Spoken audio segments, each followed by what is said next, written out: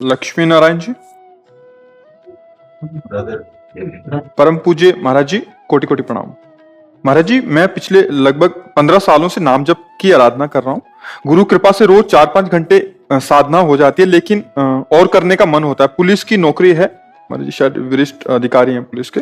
10-12 घंटे की ड्यूटी करने के बाद नींद के अलावा कोई समय नहीं बचा जिससे मैं और मुक्ति के मार्ग में चल सकूं। 5-6 घंटे नींद हो। हमको यही प्राय समझाने के लिए भगवान प्रेरित करते हैं कि आप 4-5 घंटे भजन के लिए और 12 घंटे ड्यूटी के लिए और 6 घंटे सोने के लिए, ये जो अलग विभाग कर रहे हो, यही साधना में विक्षेप है। एक विभाग रखना, हम कह रहे 5 घंटे वो भी बैठना बंद हो जाए, लेकिन ये अभ्यास हो जाए कि जब हम खाली हैं उस समय हम नाम में हैं। क्या हम 12 घंटे ड्यूटी में हर समय बोलते रहते हैं, हर समय हमको दिमाग लगाना पड़ता है, हर समय हम लिखते रहते हैं या हर समय हम दौड़ते रहते हैं? ऐसा नहीं है, कोई भी ड्यूटी ऐसी नहीं है। तो जिस समय हम खाली हैं, हमारा दिमाग खाली है या हम काम से खाली है, उस समय तत्काल दिमाग ईश्वर में जोड़ते हैं। अब हम किसी कार्य के लिए जा रहे हैं तो ईश्वर से जुड़े हुए जा रहे हैं, और वहां जो हमारा कर्तव्य है, धर्म पूर्वक कर्तव्य करते हैं ईश्वर से जुड़े हुए, वो पूरा का पूरा भगवत प्राप्ति का हेतु होगा, वो भजन माना जाएगा। 4 घंटे जो बैठ के भजन करते हो तो 12 घंटे ड्यूटी में जो भजन करते हो तो 6 घंटे सोना भी तुम्हारा भजन माना जाएगा। निद्रा समाधि स्थिति, सोते समय प्रभु का चिंतन करते हुए लीन हो गए, और जब जगे प्रभु का चिंतन करते हुए फिर उठे, वो 6 घंटे सोना भी भजन माना जाएगा। तभी तो निरंतर भजन माना जाता है। उठते बैठते जागते सोते चलते फिरते हर समय नाम जप का अभ्यास करो, इससे भगवत प्राप्ति होगी। 4 घंटे भजन किए, 5वें घंटे में हम ड्यूटी में चले गए, और इसके बाद हम 12 घंटे ड्यूटी का भाव कर रहे हैं, तो एक मन में क्लेश है कि हम भजन छोड़ दें, पूरा भजन करें, तो इसका मतलब ड्यूटी छूट जाए? नहीं, वो भी राष्ट्रीय सेवा परम कर्तव्य है, वो भी भगवान का दिया हुआ कार्य है, उसी को पूजा मानो। और चलते फिरते उठते बैठते सेवा में जब समय मिले तो नाम जपने में क्या चला जाता है? जो 4 घंटे बैठ के जब करते हो वो कुर्सी में भी बैठ के कर सकते हो।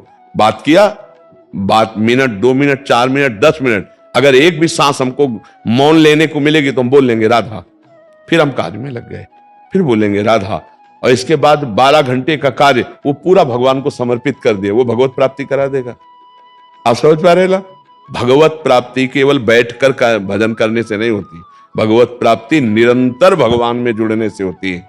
अनन्य चेता सततम यो माम स्मृति नित्य सा तस्याहम सुलभा पार्थ है, मैं उसके लिए सुलभ हो जाता हूं, भगवान कहते हैं। महाराज जी, इन्होंने पूछा साधना का सर्वोत्तम समय कौन सा है? सर्वोत्तम समय नहीं, साधना का सर्वोत्तम स्वरूप क्या है? समय तो जिस समय भगवान में चित्त जुड़ा वही सर्वोत्तम। साधना का स्वरूप क्या है सर्वोत्तम, यह प्रश्न होना चाहिए, समय नहीं। समय तो हर समय, वही समय वही घड़ी वही मिनट धन्य जिस घड़ी में हमारा चित्त प्रभु में जुड़ जाए।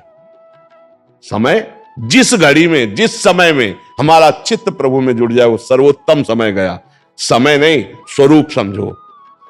एक भी श्वास प्रभु के चिंतन से खाली न जाए, एक भी मिनट प्रभु के नाम से खाली न जाए, ये सर्वोत्तम साधना है, उसका अभ्यास कर लो। जब युद्ध करते भजन हो सकता है, मामुन स्मर युद्ध च, तो फिर ऑफिस में जाओ या आप पुलिस विभाग में अपने कार्य में रत है तो थोड़ी देर जो कार्य हुआ उसमें भी राधा, कलम रोकी 1 सेकंड के लिए, राधा राधा। बात कर रहे हैं, वो बोलना शुरू किया, हम चुप है, राधा। अभी आनंद की अनुभूति हो। हर समय प्रभु से जुड़े रहना, हर समय प्रभु से। और फिर जो 10-12 घंटा की ड्यूटी हुई वो प्रभु को समर्पित कर दिया, फिर घर आए, प्रसाद प्रभु का समर्पित पाए, प्रभु का स्मरण करते हुए परिवार से जो हंसना खेलना बोलना बात करना वो भी भजन है। इसके बाद एकांतिक शयन हुए, भगवान का चिंतन करते शयन, ये भी भजन है। गृहस्थी का भजन बैठने से ज्यादा कार्यरत का अभ्यास करते हुए करना चाहिए। अधर्मी को दंड देना, धर्मवान को सहयोग देना, नाम जप करना, अपने कार्य में कहीं भी किसी भी तरह के अधर्म धन का स्पर्श न होने पावे। भगवत प्राप्त महात्मा घर में रहते हुए महात्मा, गृहस्थी में रहते हुए महात्मा। आप समझ रहे ना इस बात को? इसमें कोई संशय आपको? बैठकर साधना जो बने तो बने नहीं, चलते फिरते उठते बैठते ये अभ्यास जरूर करो। अगर प्राण निकल गए ड्यूटी के समय तो अंतामति सो गति, प्राण निकल गए शौचालय में तो क्या भरोसा कब कहां दिल फेल हो जाए, कब क्या हो। हर समय हम अलर्ट है, कहीं भी दुश्मन अटैक कर सकता है। तो राधा राधा राधा राधा, मृत्यु कहीं भी अटैक कर सकती है। राधा, हम हर समय अलर्ट है, हम हर समय तैयारी में भगवत प्राप्ति की। पुत्र के बहाने नारायण बुलाया तो भगवत प्राप्त होगा, हम जानबूझ के राधा बोलेंगे हमें भगवत प्राप्ति नहीं होगी। विचार करो ला, पुत्र के निमित्त से कहा नारायण अंतिम समय, तो भगवान के पार्षद आ गए और वो परम गति को प्राप्त। हम कह रहे राधा राधा, हमें भगवत प्राप्ति नहीं होगी। चिंता मत करो, हर समय का अभ्यास बनाओ, खान पान पवित्र, अधर्म धन से अपने को बचाते हुए राष्ट्रीय सेवा का कर्तव्य करूं, भगवान को अर्पित करते हुए नाम स्मरण। आप महात्मा ही हैं, आप वर्दी में महात्मा हैं, गृहस्थ में रहते हुए संत है। आप बस ऐसे चलिए, बड़ी कृपा है आपके ऊपर, आप निरंतरता की तरफ आइए। जो बैठने का समय वो तो धन्य है ही, उसके आगे भी समय को भागवतिक बना लीजिए, उसको भी पूजा बना लीजिए। ठीक है जी। जी मैं चलते फिरते जैसे आपने बताया बैठे रहते हैं, तो इसमें 1 घंटे का हमारा लंच होता है, तो 15 मिनट लंच के बाद भी मैं लगभग 1 घंटे ध्यान और जाप। बहुत बहुत कृपा है, बहुत। अपना ये थी महाराज जी, मैंने आपके प्रवचन भी सुने हैं नींद को कम करने के लिए, तो मेरा सवाल भी यही था कि नहीं ग्रह नहीं, आप उस पर प्रयास मत। हाँ नहीं, बिल्कुल सही है, आप उस पर बिल्कुल ब्रेक मत मारिए, क्योंकि फिर आपका शरीर अस्वस्थ होने लगेगा। आप योगी नहीं हैं, आप एक गृहस्थ में हैं, आप गृहस्थ धर्म से युक्त हैं, तो आपके लिए व्यवहारिक बहुत से कार्य हैं। जैसे अब हम लोग हैं, अब हमारा क्या है कि रात दिन एक ही बात है, और ब्रह्मचर्य और जितेंद्रियता संसार से अलग आपका कार्य संसार व्रत है। अगर आपका माइंड ज्यादा थकान में होगा तो आप निर्णय में चूक न कर दें, इसलिए 5 घंटे से 6 घंटे तक आपको विश्राम अत्यंत आवश्यक है। युक्ताहार विहार से आपके चेष्टा के अनुसार, आपके कर्म के अनुसार आपके शरीर को 5 घंटे विश्राम अत्यंत अनिवार्य, उस पर ब्रेक मत मारिए। आप जिस मार्ग में चल रहे हैं उसमें इतना विश्राम जरूरी है, उसको मत ऐसे कीजिए, नहीं तो आगे चल करके कहीं ना कहीं वो आपको मानसिक विक्षेप न पड़ने लगे।